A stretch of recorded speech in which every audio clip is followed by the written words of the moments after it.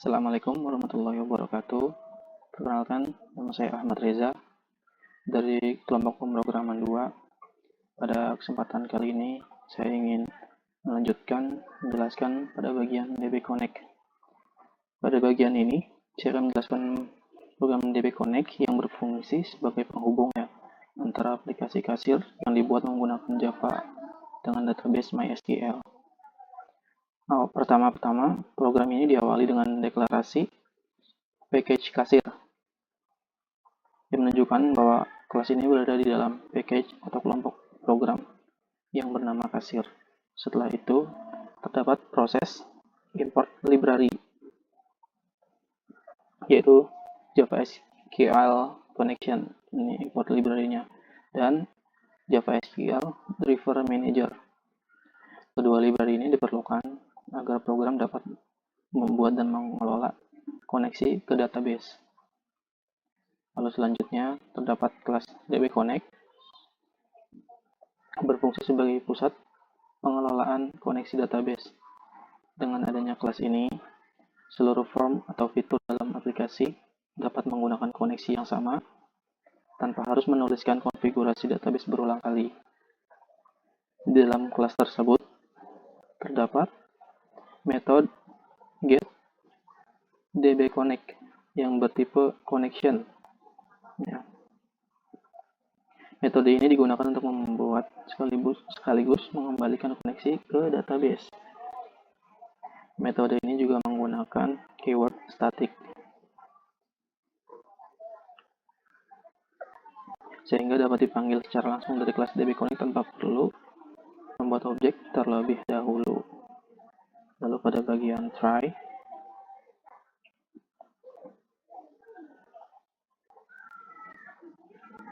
program mulai melakukan konfigurasi koneksi database. Pada variabel URL, ini berisi alamat database, yaitu JDBC MySQL yang localhost-nya sesuai localhost dengan namanya kasir-4. Jadi ini menunjukkan bahwa database tersebut berada pada komputer lokal dengan portnya 336 dengan nama database-nya kasir-4. Kemudian terdapat variabel user sini yang digunakan untuk menyimpan password database. Setelah konfigurasi selesai, program menjalankan perintah Driver Manager Get Connection. Perintah ini berfungsi untuk mencoba menghubungkan aplikasi dengan database menggunakan URL, username, dan password yang telah ditentukan sebelumnya. Hasilnya koneksi tersebut kemudian disimpan ke dalam objek con bertipe connection. Lalu jika proses koneksi berhasil, program akan menampilkan pesan koneksi berhasil pada konsol. Lalu objek koneksi con dikembalikan menggunakan perintah return con. Objek inilah yang nanti digunakan untuk menjalankan berbagai perintah SQL, seperti menampilkan data maupun menghapus data dari database. Namun apabila terjadi kesalahan saat proses koneksi, program akan masuk ke bagian catch. Mungkin ini berfungsi untuk menangani error yang mungkin terjadi, seperti database yang belum dibuat atau server SQL-nya masih belum aktif. Lalu pesannya akan ditampilkan seperti ini koneksi gagal melalui get message, sehingga pengguna dapat mengetahui penyebab kegagalan koneksinya. Lalu program itu kembali ke nilai 0 sebagai tanda bahwa koneksi itu berhasil dibuat. Lalu pada bagian akhirnya terdapat metode main yang digunakan untuk pengujian koneksi. Saat program dijalankan, metode get DB connection akan dipanggil sehingga sistem akan mencoba terhubung ke database dan menampilkan hasilnya. Hasilnya itu apakah koneksinya berhasil atau koneksinya gagal. Lalu Untuk implementasinya pada aplikasi kasir ini, kelas DB Connection ini digunakan oleh berbagai fitur yang membutuhkan akses ke database. Contohnya seperti proses login, proses pengelolaan data barang, transaksi penjualan, dan lain-lainnya. Jadi setiap fitur itu cukup memanggil metode getDB connect untuk memperoleh koneksi lagi tanpa perlu membuat konfigurasi database dari awal. Sebagai kesimpulannya, program DB Connect.java ini memiliki peran yang sangat penting ya, karena menjadi jembatan komunikasi antara aplikasi Java dan database MySQL. Dengan adanya kelas ini, seluruh proses akan berjalan dengan baik, lebih terstruktur, dan lebih mudah untuk dikelola maupun dikembangkan di masa mendatang. Cukup sekian penjelasan GetDB Connect dari saya. Assalamualaikum warahmatullahi wabarakatuh. Assalamualaikum warahmatullahi wabarakatuh. Perkenalkan, nama saya Anggoro Rizky dengan nomor NIM 2310114059. Saya dari kelompok 2 ingin mempresentasikan proyek kelompok kami untuk kebutuhan tugas mata kuliah pemrograman 2 dengan menggunakan bahasa pemrograman Java dan menggunakan IDE Apache NetBeans. Oke, pada kesempatan kali ini kelompok kami membuat sebuah program aplikasi sederhana, yaitu aplikasi kasir. Di sini kami menggunakan beberapa library, antara lain ada MySQL Connector, kemudian selanjutnya kami menggunakan JDK24 atau defaultnya. Di sini MySQL Connector digunakan sebagai driver JDBC atau Java Database Connectivity yang memungkinkan aplikasi Java bisa berkomunikasi dengan database MySQL. Kemudian pada JDK adalah sebuah kit atau paket perangkat lunak yang digunakan untuk membuat, mengkompilasi, dan menjalankan program Java. Oke, selanjutnya masuk pada halaman kasir. Di sini saya membuat sebuah package. Kemudian pada aplikasi kami terdapat beberapa menu, antara lain menu login, kemudian menu utama, kemudian ada menu transaksi atau diwakili nama kasir, kemudian menu laporan. Untuk pembagian pada kelompok kami, setiap orang menjelaskan satu menu. Pada kesempatan kali ini, saya akan menjelaskan pada bagian login. Pada bagian login, langkah pertama, saya membuat bagian desain terlebih dahulu. Di sini saya menggunakan beberapa komponen, antara lain menggunakan JPanel. Kemudian JPanel-nya di sini terdapat dua. Kemudian ada label untuk penamaan, kemudian ada text file, ada dua. Di sini saya fungsikan untuk input username dan password, dan yang terakhir ada button login. Mungkin untuk bagian desainnya cukup. Selanjutnya saya akan menjelaskan pada bagian source code-nya. Di sini karena kita menamai program kami menggunakan menamai program kami yaitu kasir, maka package-nya bernama kasir.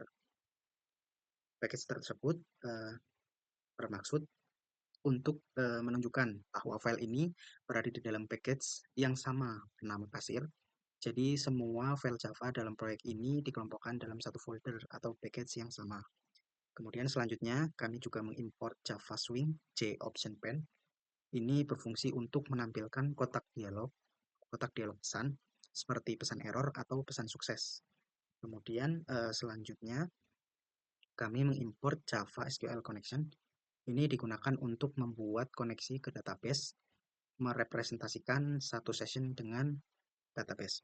Kemudian kami juga mengimport Java SQL Driver Manager, digunakan untuk mengelola driver database, kemudian untuk membuat koneksi ke database dengan metode getConnection. Selanjutnya kami mengimport Java SQL exception class untuk menangani error yang berkaitan dengan database, digunakan pada block, try, dan catch. Selanjutnya kami juga mengimport Java SQL difungsikan untuk mengimport semua class dari package Java SQL.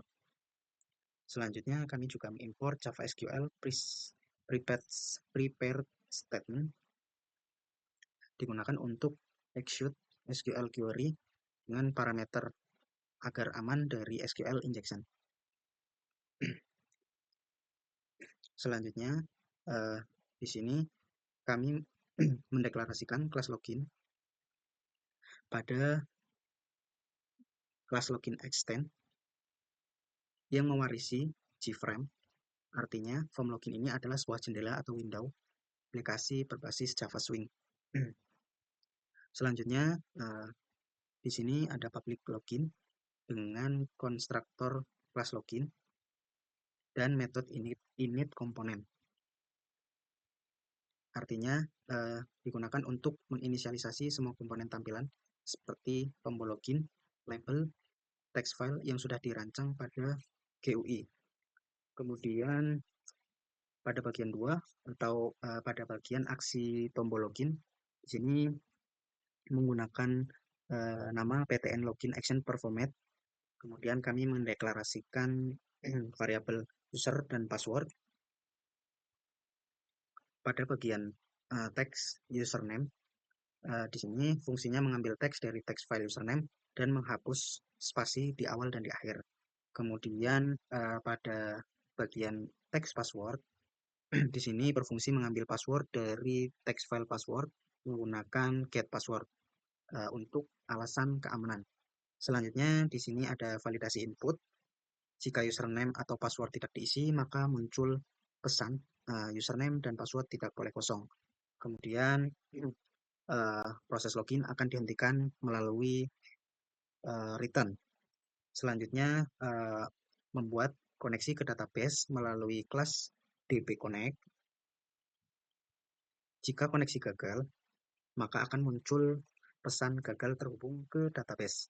Kemudian di sini juga kami membuat query SQL untuk mencari data tabel user untuk mencari data user di table user di table user di dalam database dengan menggunakan prepare statement dengan tanda tanya sebagai placeholder untuk mencegah SQL injection. Kemudian menjalankan query dan menyimpan hasilnya di result set. Kemudian pada selanjutnya hasil login. Jika data ditemukan di database, maka sistem akan menampilkan pesan login berhasil. Kemudian aksi selanjutnya membuka form menu utama dan mengirimkan nama user yang login. Dan menutup form login agar tidak muncul dua jendela sekaligus pada bagian is dispose. Kemudian jika data tidak ditemukan di database, maka sistem akan menampilkan username atau password salah. Kemudian langkah selanjutnya mengosongkan file text password dengan memindahkan kursor kembali ke file password agar pengguna langsung bisa mengetikkan password ulang. Kemudian rs close dan ps close menutup koneksi result dan prepare statement setelah selesai digunakan untuk menghemat resource. Kemudian pada bagian catch ini menangkap error yang terjadi selama proses login dan menampilkan pesan errornya. Kemudian pada bagian terakhir di sini main dan metodenya ini merupakan titik awal pada jalannya program. Memastikan form login dibuka di thread yang benar sesuai standar Java Swing, lalu membuka jendela login dan tampil di layar. Kemudian pada variabel deklarasi ini mendeklarasikan komponen GUI yang digunakan pada form login seperti tombol login, button login, kemudian file, text file, username, kemudian label, serta button, label, serta text file. Kemudian setelah itu saya akan mendemokan pada bagian login. Nah, di sini saya masuk menggunakan akun admin.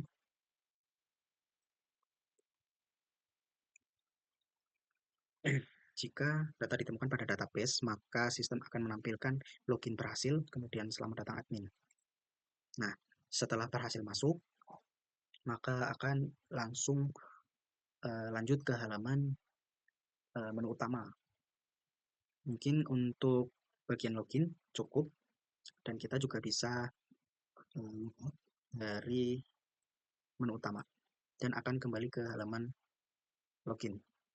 Mungkin sebagai statement terakhir sebelum saya akhiri, untuk alur bagian login itu pengguna membuka aplikasi, kemudian tampil form login, kemudian jika pengguna ingin masuk ke dalam sistem, maka pengguna mengetikkan username dan password, kemudian klik tombol login, kemudian dalam sistem tersebut mengalami validasi. Jika kosong, maka akan tampil peringatan password tidak boleh kosong, dan kursor akan langsung fokus ke halaman password agar pengguna tersebut dapat mengetikkan password ulang. Kemudian jika username dan passwordnya sesuai, maka sistem akan membuka aplikasi dan tampil lanjut ke halaman utama. Mungkin cukup sekian penjelasan menu login dari saya. Kurang lebihnya mohon maaf. Saya akhiri. Wassalamualaikum warahmatullahi wabarakatuh. Perkenalkan, nama saya Muhammad Gifari Nezar. Saya bagian dari kelompok 2 yang akan menjelaskan aplikasi kasir ini. Pada bagian ini, saya akan menjelaskan dashboard kasir yang dibuat menggunakan Java Swing yang terhubung dengan data MySQL. Dashboard ini berfungsi sebagai halaman utama setelah pengguna berhasil melakukan login. Dashboard digunakan untuk menampilkan informasi penting secara ringkas, seperti jumlah transaksi dan total pendapatan, serta menyediakan navigasi menuju transaksi dan laporan. Yang ditampilkan dashboard ini ada 5. Yang pertama itu menampilkan identitas pengguna yang sedang login. Dari sini ada halo admin, jika penggunanya namanya admin atau username-nya admin akan muncul namanya di sini admin. Jika namanya lain, seperti nama saya Gifari, akan muncul di sini halo Gifari. Lalu yang kedua, menampilkan jumlah transaksi yang telah dilakukan. Di sini bisa dilihat jika belum ada transaksi akan 0 transaksinya, jika ada dia akan pertama. Lalu yang ketiga ada menampilkan total pendapatan dari seluruh transaksi. Di sini pendapatannya masih 0 juga karena belum ada transaksi. Lalu yang keempat adalah menjadi pusat navigasi menuju menu lain, seperti transaksi dan laporan. Lalu yang kelima, memudahkan pengguna untuk memantau kondisi penjualan secara tepat. Lalu bisa dilihat di sidebar kiri panel menu ini yang berwarna hijau. Di situ ada judul aplikasi, ini kasir, yang merupakan nama aplikasi yang digunakan. Lalu app.v.1 yang menunjukkan versi aplikasi yang sedang digunakan. Lalu di sini ada juga tombol transaksi dengan nama yang saya namakan itu adalah BTN menu transaksi. Fungsinya membuat halaman transaksi untuk melakukan penjualan. Untuk kodenya dia berada di sini. Bisa dilihat. Di sini BTN menu transaksi. Jadi dia akan melakukan apa ya? Jadi saat tombolnya diklik, sistem membuka from kasir. Jadi intinya button menu transaksi ini adalah untuk membuka file transaksi yang ada di from dashboard itu. Jadi dia akan menghubungkan dashboard dengan menu transaksi gitu. Nah, selanjutnya di bawah transaksi ini ada button menu laporan. Yang ini berfungsi untuk membuka halaman laporan. Di menu dashboardnya. Bisa dilihat di sini. Di sini ada kodenya BTN menu laporan. Ya, itu fungsinya sama seperti menu transaksi, yaitu untuk menghubungkan menu laporan ke dashboard. Jadi mereka saling terhubung untuk membuka menu mereka masing-masing. Lalu selanjutnya ada button logout, yaitu dia untuk keluar dari aplikasi dan kembali ke halaman login. Jadi saat diklik yes, dia akan kembali ke halaman login seperti ini. Lalu untuk code-nya di sini yang bernama BTN logout action perform. Yang di sini yaitu prosesnya adalah saat tombol ditekan, Jika memilih yes, from login dibuka dan dashboard ditutup. Jika memilih no, dia akan tetap berada di dalam dashboardnya gitu, jadi nggak akan keluar. Lalu selanjutnya di area utama dashboard ini yang pertama ada judul dashboard, yaitu selamat datang di dashboard kasir. Dia itu menjelaskan bahwa pengguna telah berhasil melakukan ke sistem dashboard. Gitu. Lalu selanjutnya di bawahnya ada tampilan halo admin. Ya, itu yang pertama komponennya pertama LBL nama user. Untuk kodenya ada di sini yang LBL nama user. Yaitu fungsinya kode ini adalah untuk menampilkan nama pengguna yang sedang login sehingga pengguna mengetahui akun yang aktif. Lalu untuk selanjutnya ada panel kolom transaksi ini yang berisi transaksi, titik 2, dan 0 transaksi. Fungsinya untuk menampilkan jumlah seluruh transaksi yang tersimpan di database. Lalu untuk kodenya dia ada di sini, yaitu fungsi kode ini untuk menampilkan total dari transaksi yang sudah didapat gitu. Lalu selanjutnya ada pendapatan. Di sini isinya pendapatan dengan titik 2, lalu totalnya masih 0 rupiah. Fungsi dari panel total pendapatan ini untuk menampilkan total pendapatan dari seluruh transaksi yang telah dilakukan. Gitu. Untuk kodenya itu ada di sini, LBL total pendapatan. Jika total pendapatannya 1,5 juta, dia akan tampil menjadi 1,5 juta. Tapi jika total pendapatannya 0, dia akan tetap tampil 0, seperti itu. Lalu untuk koneksi database-nya, kita menggunakan MySQL, yaitu dashboard terhubung ke database menggunakan ini, connection con sama dengan dbconnect titik get dbconnect. Itu fungsinya untuk membuka koneksi ke MySQL, lalu mengambil data transaksi dan menampilkan hasil ke dashboard. Jadi alur kerjanya itu ada 8. Yang pertama user login, lalu setelah user login akan muncul dashboard. Dashboardnya terbuka. Lalu yang ketiga nama usernya akan ditampilkan, yaitu halo admin. Lalu sistem akan memanggil tampil data hari ini. Yang kelima database dibaca, lalu total transaksi dihitung. Lalu yang ketujuh total pendapatan dihitung. Lalu yang terakhir data akan ditampilkan pada dashboard, yaitu data transaksi dan total pendapatannya. Jadi kesimpulannya bahwa dashboard kasir berfungsi sebagai pusat kontrol aplikasi. Dashboard menampilkan informasi penting berupa nama pengguna, jumlah transaksi, dan total pendapatan secara otomatis dari database. Selain itu, tersedia tombol transaksi, laporan, logout, yang memudahkan pengguna dalam mengoperasikan sistem kasir secara cepat dan efisien. Assalamualaikum warahmatullahi wabarakatuh. Perkenalkan, nama saya Fitrah Gismaripan. Pada kesempatan kali ini saya akan melanjutkan penjelasan pada tabel transaksi atau pada halaman transaksi. Nah, di sini ada menu navigasinya, yaitu ke menu utama, button untuk menu utama, button untuk menu transaksi, dan button untuk menu laporan. Lalu di sini ada judul halaman ini, yaitu judul transaksi. Di sini ada tanggalnya yang secara otomatis muncul, lalu ada ID customer juga yang muncul secara otomatis, nama customer yang harus kita klik dulu, lalu ada ID barang yang muncul secara otomatis, lalu nama barang menggunakan combo box item, lalu ada harga yang akan muncul otomatis saat kita memilih barang, lalu ada jumlah yang bisa kita masukkan membeli berapa barang di sini. Lalu setelah kita memilih barang, kita bisa klik tambah dan akan muncul pada tabel ini dan total dan berapa jumlah yang harus dibayar. Lalu kemudian mengisi uang yang dibayar oleh customer pada kolom ini dan akan muncul kembaliannya pada kolom ini. Lalu di sini ada hapus untuk menghapus beberapa data yang ada di tabel. dan simpan untuk menyimpan data yang ada di tabel ini. Oke, selanjutnya saya akan menjelaskan untuk sebagian shortcut-nya.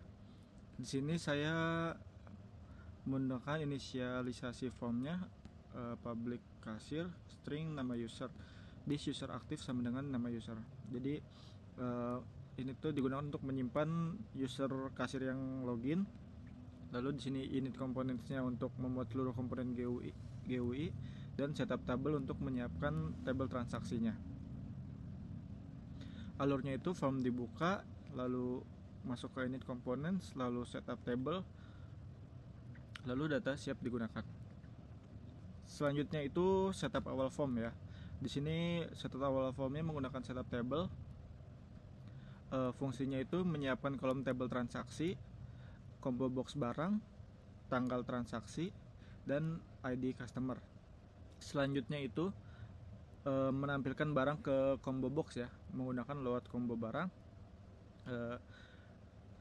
Di sini menggunakan select ID barang, nama barang, from barang, order by nama barang. Fungsinya itu mengambil data barang dari database lalu masukkannya ke combo box ya. Ini combo boxnya. Selanjutnya ini adalah saat barang dipilih ya. Saat di sini mengambil data barang berdasarkan pilihan user ya. Jadi saat barangnya dipilih nanti dia akan menampilkan harga. Oke, di sini selanjutnya itu validasi barang. Di sini metodenya itu private boolean validasi barang. Fungsinya itu memastikan data yang diinput benar ya. Nanti akan muncul notifikasi validasinya. Selanjutnya itu menghitung total belanja. Nah, di sini kita menghitung total belanjanya itu dari sini, dari kode ini, menjumlah seluruh subtotal pada tabel ya. Lalu di sini ada button hapusnya ya. Di sini kita menghapusnya per row. Jadi kita menghapus data yang dipilih yang ada di tabel. Nah, kita ID customernya ini otomatis ya. Jadi kita menggunakan mengenerate ID customernya secara otomatis. Di sini query-nya itu pakai select ID customer from cashier, order by ID customer, DX limit 1. Contohnya itu customer 001 ini lalu akan bertambah menjadi 002 dan seterusnya.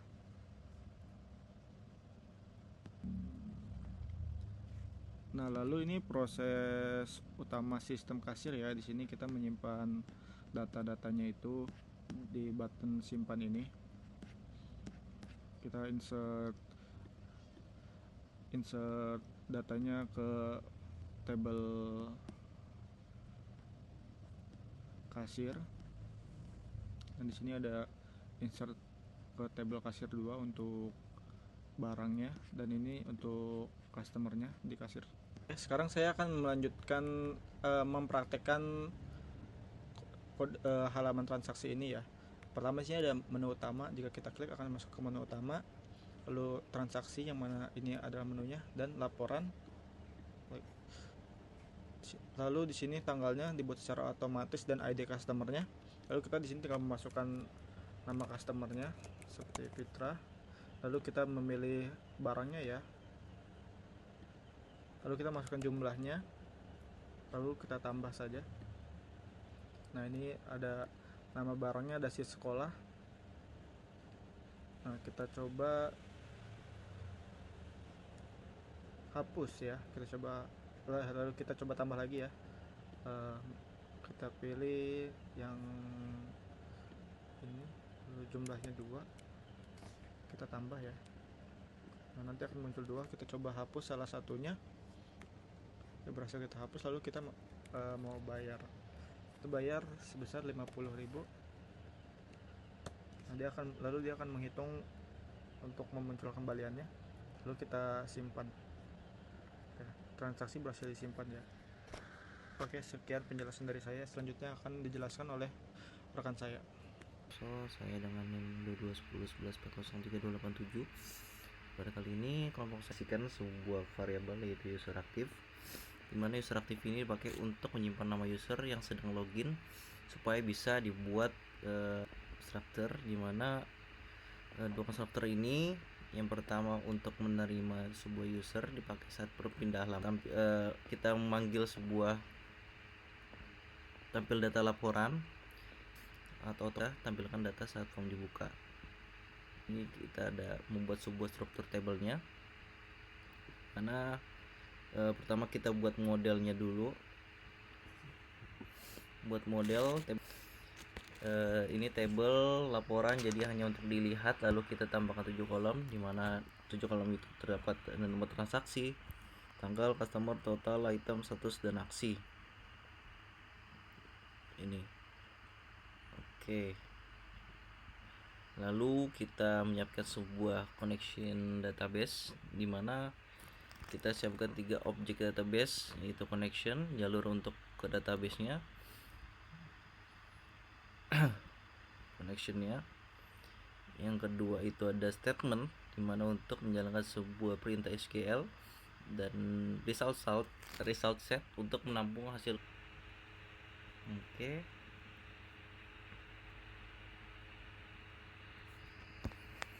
Lalu kita bungkus dengan try agar supaya kalau ada error tidak membuat aplikasinya itu crash. Dengan catch, jika gagal dia akan membuat sebuah laporan atau error. Oke, selanjutnya itu kita mengambil text filter dari from atau di akhir. Kasir tidak ada where, count, and atau sum, tapi saya sekarang 2 penghitung total transaksi dan sebagai count, dan total pendapatan sebagai sumnya. Baca nilai dari kolom nomor faktur, tanggal, customer, dan total. Lalu kita buat sebuah filter di Java-nya sebagai pengganti where-nya.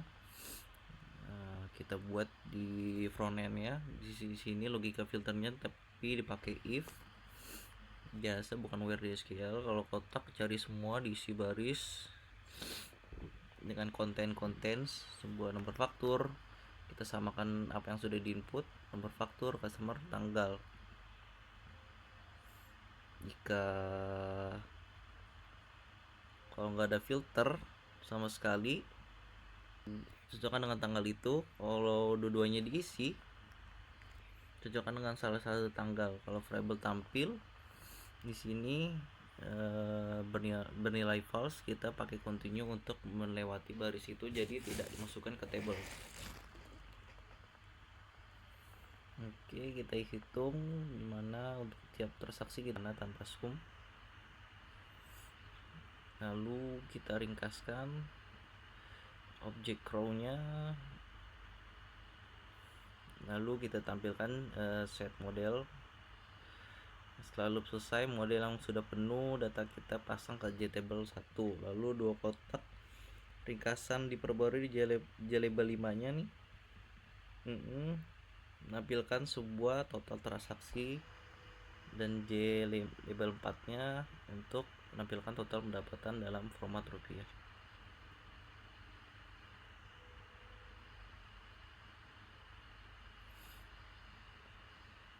Oke. Ini catch, ini penanganan error atau handle error, menutup koneksi jika gagal. Lalu kita ke terdapat table mouse click event listener-nya, dimana pada bagian ini user mengklik kolom ke-6 atau kolom aksi, lihat detail, kita ambil di sini.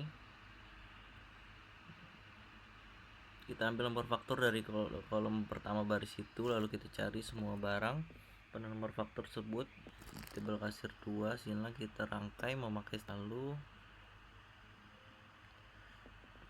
dapat ini ada tombol cetak. Nah, di sini seperti yang sudah diajarkan sebelumnya terkait cetak sebuah tabel, kita akan munculkan sebuah PDF dengan bantuan third party-nya, yaitu Jasper. dimana di sini kita membuat koneksi database-nya seperti biasa, ambil datanya, kita akan menampilkan hasilnya di jendela preview lengkap dengan tombol untuk menyimpan PDF. Terima kasih.